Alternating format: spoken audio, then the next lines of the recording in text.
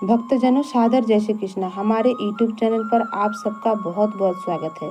मैं श्रावणी चौबे, आप सभी भक्तजन मेरा प्रणाम स्वीकार करें।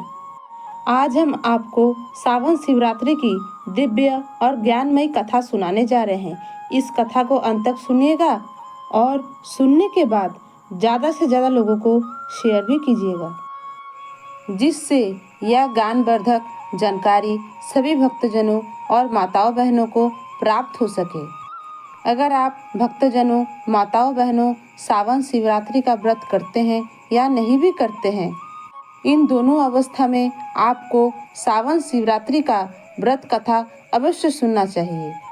हमारे सनातन धर्म ग्रंथों और पुराणों में ऐसा वर्णन किया गया है कि केवल व्रत कथा सुन लेने से व्रत का आधा फल प्राप्त हो जाता है। तो सबसे पहले आप सभी भक्तजनों और माताओं बहनों को सावन शिवरात्रि की बहुत बहुत शुभकामनाएं और बधाइयाँ। भगवान भोलेनाथ, माता पार्वती, गणेश भगवान, कार्तिक देव, नंदीश्वर भगवान की कृपा आप पर बनी रहे। आप लोग सुखी रहे, मस्त रहे और जीवन में प्रगति तथा उन्नति को प्राप्त करते रहे। इस बार सावन शिवरात्रि का महापर्व 2 अगस्त 2024 शुक्रवार के दिन ही रहेगा। इसी दिन सभी भक्तजन, माताएं बहनें सावन शिवरात्रि, सावन शिव चतुर्दशी व्रत धारण करें। साल में 2 महाशिवरात्रि आती है, एक फाल्गुन महीने में और दूसरी सावन महीने में। फाल्गुन महीने के समान ही सावन महीने के शिवरात्रि को हमारे सनातन धर्म में महाशिवरात्रि माना जाता है। जो भी भक्तजन, माताएं बहनें इस शिवरात्रि को निराहार, निर्जल या 2 बार 1 बार फलाहार करके व्रत धारण करते हैं, उन सभी भक्तजनों पर, माताओं बहनों पर भगवान भोलेनाथ, माता पार्वती की असीम कृपा बनी रहती है। चलिए भक्तजनों, अब कथा शुरू करते हैं। बोलिए देवाधिदेव महादेव की जय, माता पार्वती की जय, गणाधिपति गणेश भगवान की जय, कार्तिक देव महाराज की जय, नंदीश्वर भगवान की जय।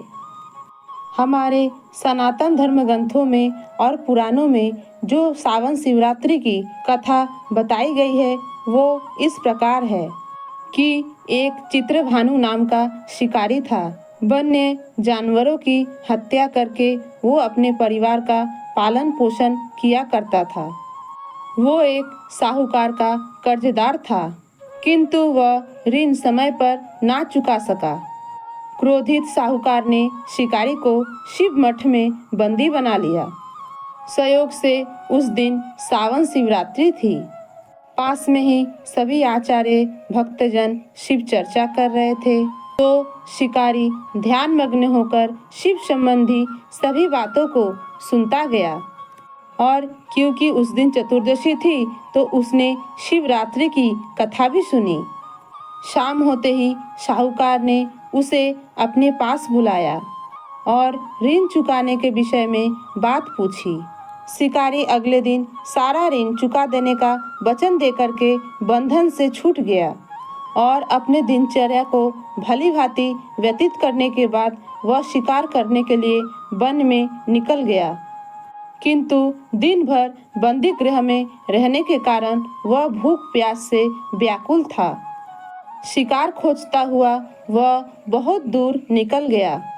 जब अंधकार हो गया तो उसने विचार किया कि यह हिंसक पशुओं के साथ यह भयानक जंगल में उसे सारी रात बितानी पड़ेगी। ऐसा सोच करके उसने एक तालाब के किनारे स्थित बेलपत्र के पेड़ पर चढ़कर रात बीतने की इंतजार करने लगा। वह बेलपत्र पेड़ के नीचे एक शिवलिंग था जो बेलपत्रों से ढका हुआ था। शिकारी यह बात से अनजान था। वह शिकारी निरंतर बेलपत्र के पेड़ से टहनियों को तोड़ रहा था और रात बीतने का इंतजार कर रहा था। और भूखे प्यासे रहने के कारण उसने अनजाने में ही सावन शिवरात्रि का व्रत कर लिया। संजोग बस अनायासे ही उसके हाथ से शिवलिंग पर बेलपत्र भी चढ़ गए। ऐसे ही रात के प्रथम पहर बीत जाने पर एक गर्भिणी हरिणी पानी पीने के लिए तालाब के पास आई। उस हिरनी को देख करके शिकारी ने धनुष पर तीर चढ़ाकर जैसे ही प्रत्यंचा खींची तो हिरनी बोली, मैं गर्भिणी हूँ, मैं शीघ्र ही प्रसव करूंगी। तुम एक साथ दो जीवों की हत्या करोगे, जो धर्मोचित नहीं है। मैं बच्चे को जन्म देकर फिर से तुम्हारे पास लौट आऊंगी, तब तुम मुझे मार लेना। शिकारी ने प्रत्यंचा ढीली कर दी और जंगली हिरन झाड़ियों में लुप्त हो गई। प्रत्यंचा चढ़ाने और ढीली करने के वक्त कुछ बेलपत्र अनायास ही टूट के शिवलिंग पर गिर गए। इस प्रकार उस शिकारी के हाथ से अनजाने में ही भगवान शिव जी की प्रथम पहर की पूजा संपन्न हो गई। और कुछ देर बाद ही एक हिरनी दूसरी उधर से निकली और उस हिरनी को देख के उस शिकारी का प्रसन्नता का कोई ठिकाना नहीं रहा। दूसरी हिरनी के समीप आने पर उस शिकारी ने धनुष पर बाण चढ़ाया। तब उस शिकारी को देख करके उस हिरनी ने विनम्रता पूर्वक निवेदन किया। दूसरी हिरनी बोली, हे शिकारी, मैं कुछ समय पहले ही ऋतुकाल से निवृत्त हुई हूँ, कामातुर विहरणी हूँ, अपने प्रिय की खोज कर रही हूँ।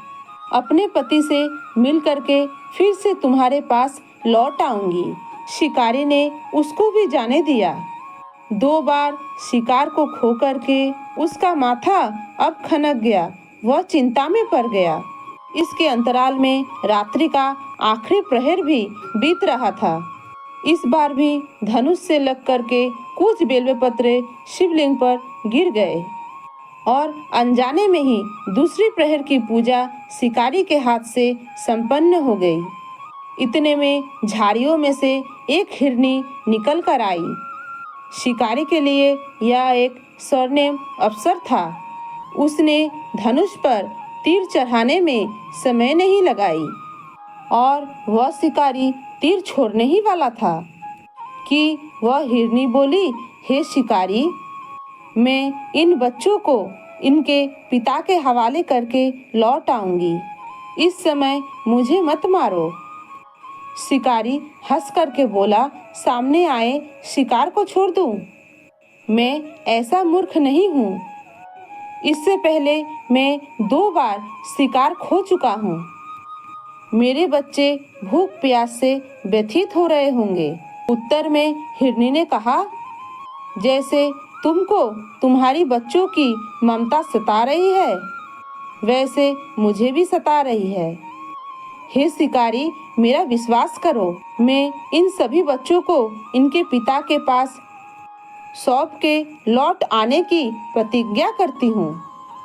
हिरनी की दुख भरी वचन को सुनकर के शिकारी को हिरनी पर दया आई। उसने उस हिरनी को जाने दिया। शिकार के अभाव में भूख प्यास से व्याकुल शिकारी अनजाने में ही बेलपत्र तोड़ तोड़ कर नीचे फेंक रहा था। अब सूर्योदय होने को आया, पोह फटने को आई। एक रिष्ट पुष्ट हिरन उस रास्ते में आया। शिकारी ने सोचा, मैं इसका शिकार अवश्य करूंगा। शिकारी की तनी उस प्रत्यंचा को देख करके हिरन विनीत स्वर में बोला, अगर तुम मुझसे पूर्व आने वाली 3 हिरनी और उनके बच्चों को मार डाला है तो मुझको भी मारने में विलंब ना करो, ताकि मुझे उनके वियोग में दुख सहन ना करना पड़े। मैं उन सभी हिरनियों का पति हूँ। अगर तुमने उन्हें जीवन दान दे दिया है तो मुझे भी कुछ समय के लिए जीवन दान देने की कृपा करो। मैं उनसे मिलकर के फिर से तुम्हारे पास आ जाऊंगा। हिरन के बात को सुनते ही शिकारी के सामने सारी रात की घटनाक्रम घूम गया। उसने सारी कथा हिरन को सुना दी। तब हिरन ने कहा, मेरी तीनों पत्नियां जिस प्रकार प्रतिज्ञाबद्ध होकर गई है, मेरे मृत्यु से वो अपने धर्म का पालन नहीं कर पाएगी। जैसे तुमने उन्हें विश्वास पात्र मान के छोड़ा है, वैसे मुझे भी यहाँ से जाने दो। मैं उन सबके साथ शीघ्र ही तुम्हारे सामने उपस्थित होता हूँ। शिकारी ने उसको भी जाने दिया। इस प्रकार प्रातःकाल हो गई। उपवास, रात्रि जागरण तथा शिवलिंग पर बेलपत्र चढ़ाने से और अनजाने में ही उसकी शिवरात्रि की पूजा संपन्न हो गई और अनजाने में ही उस शिकारी को शिव पूजन का परिणाम तत्काल मिला। शिकारी का हिंसक हृदय निर्मल हो गया। उसके हृदय में भगवत भक्ति का वास हो गया। कुछ ही देर बाद हिरण का पूरा परिवार शिकारी के सामने उपस्थित हो गया ताकि वह उनका शिकार कर सके। किंतु जंगली पशुओं की ऐसी सत्यता, सात्विकता और सामूहिक प्रेम भावना देखकर शिकारी को बहुत ग्लानि हुई।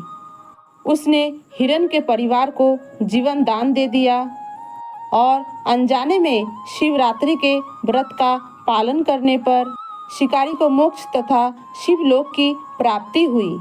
बोलिए देवाधिदेव महादेव की जय, माता पार्वती की जय, गणेश भगवान की जय, कार्तिक देव महाराज की जय, नंदीश्वर भगवान की जय। भक्तजनों, माताओं, बहनों, यहीं पर सावन शिवरात्रि व्रत कथा समाप्त होती है। सावन महीने में भगवान भोलेनाथ की पूजा विधि जानने के लिए आप हमारी पिछली वीडियो को देख सकते हैं। उसमें विस्तार रूप से पूजा विधि और नियम बताए गए हैं। इस वीडियो को अंत तक देखने के लिए आप सबका बहुत बहुत धन्यवाद। इस बहन, बेटी, भाभी का साथ दीजिए और आगे बढ़ने का एक मौका अवश्य दीजिए। तब तक के लिए सादर धन्यवाद। सादर जय श्री कृष्णा। हर हर महादेव।